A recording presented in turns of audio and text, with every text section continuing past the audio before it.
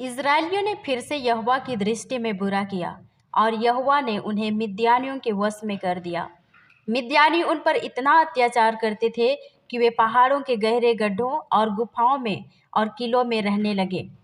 जब मिद्यानियों के कारण इस्राएली दुर्दशा में पड़ गए, तब उन्होंने यहोवा की दुहाई दी और यहोवा परमेश्वर ने एक नबी को भेजा, जिसने इस्राएलियों से कहा, इस्राएल का परमेश्वर यहोवा यूँ कहता है कि मैं तुमको मिस्र के दासत्व से निकाल ले आया और जितने तुम पर अंधेर करते थे उन सबों से छुड़ाया और उनका देश दिया।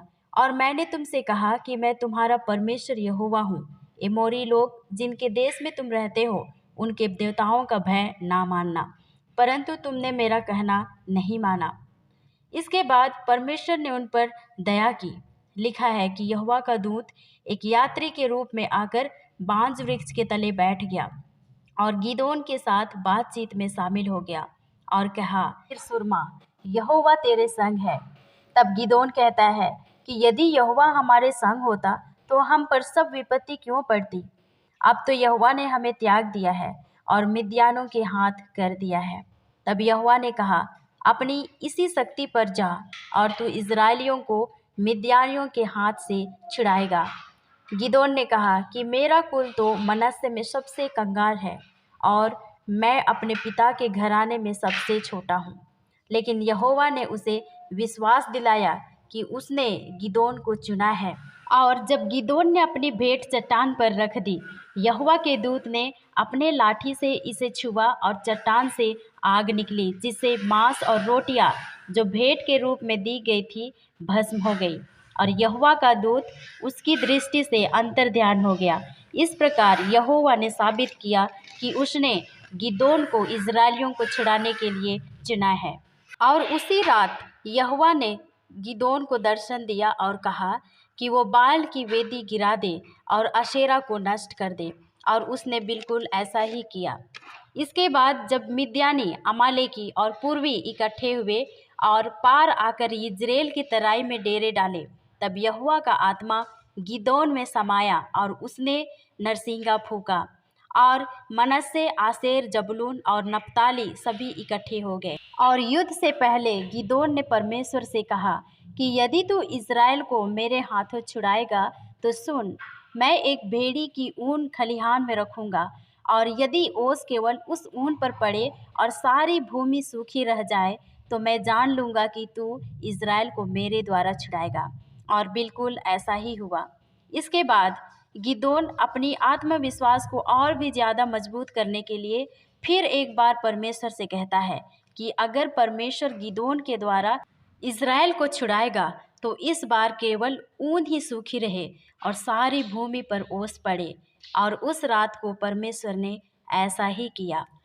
तब गिदोन और सब लोग जो युद्ध के लिए उसके साथ थे, हरोद नाम सोते के पास अपने डेरे खड़े किए। तब परमेश्वर ने गिदोन से कहा कि जो लोग गिदोन के संग हैं वे बहुत हैं, और वो मिद्यानियों को उनके हाथों नहीं मारेगा, क्योंकि वे बाद में खुद की बड़ाई करने लगेंगे कि वे अपने ही भुजबल के द्वारा बचे हैं।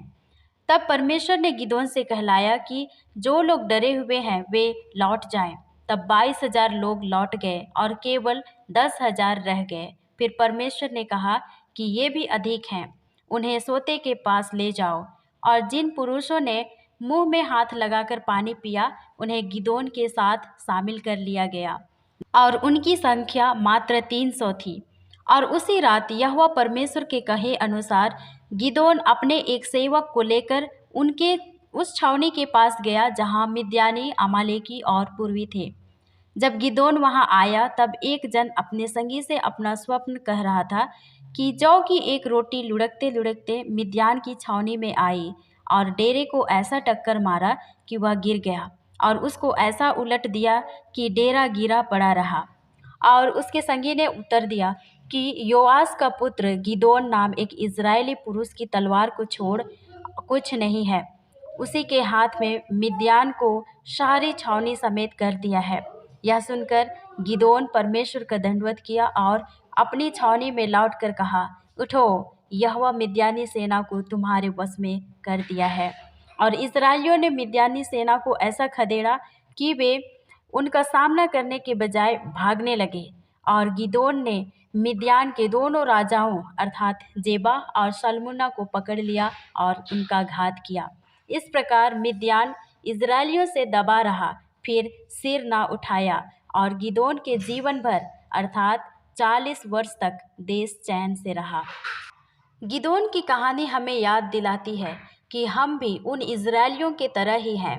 जब सब कुछ ठीक चल रहा होता है तब हम खुद पर भरोसा करते हैं और अक्सर अपने दुखों के लिए परमेश्वर को दोषी ठहराते हैं।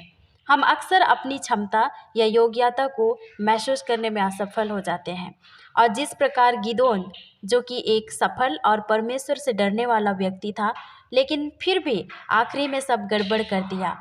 संभावना है कि हम भी भले मसीह में हैं लेकिन गलतियां कर सकते हैं, लेकिन परमेश्वर का वचन कहता है यदि हम अपने पापों को मान लें तो वह हमारे पापों को क्षमा करने और हमें सब अधर्म से शुद्ध करने में विश्वास योग्य है और धर्मी है। भजन संहिता 34 उसका 18 कहता है, वह टूटे मन वालों के समीप रहता है और पिसे मन वालों का उद्धार करता है। इसलिए याद रखें, परमेश्वर हमेशा हमारे साथ है और जब लगे कि मैं एक कमज़ोर हूँ, मुझसे कुछ भी नहीं हो सकता, तो परमेश्वर का वचन कहता है कि हमारी योग्यता परमेश्वर की ओर से है। परमेश्वर आपको योग्य और सफल बना सकता है और ऐसे कामों के लिए इस्तेमाल कर सकता है जिसकी आप कल्पना भी नहीं कर सकते।